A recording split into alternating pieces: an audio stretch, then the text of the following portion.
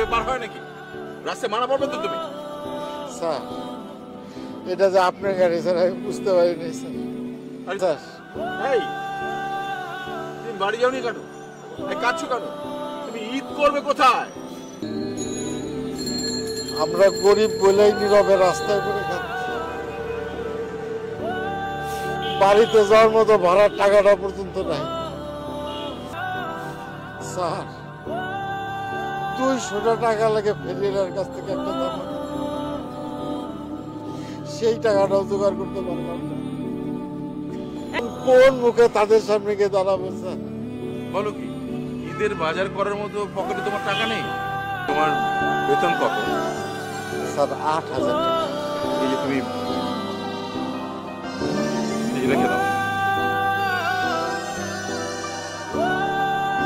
এভাবেই ত্যাগের আনন্দে উদযাপিত হয় বাবাদের উৎসবগুলো।